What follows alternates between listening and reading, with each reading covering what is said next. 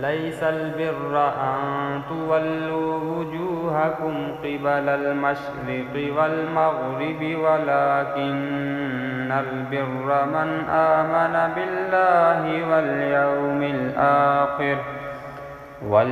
الآخر والملائكة والكتاب والنبيين وآتى المال على حبه ذوي القربى واليتامى والمساكين وابن السبيل والسائلين وفي الرقاب وأقام الصلاة وآتى الزكاة والموفون بعهدهم إذا عاهدوا والصابرين في البأساء والضراء وحين البأس أولئك الذين صدقوا وأولئك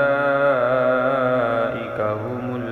المتقون يا أيها الذين آمنوا كتب عليكم القصاص في القتلى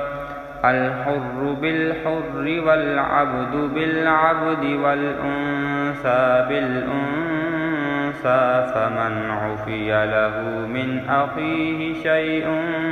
فاتباع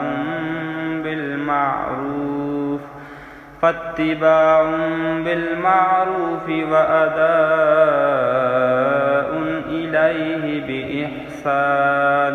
ذلك تخفيف من ربكم ورحمة فمن اعتدى بعد ذلك فله عذاب أليم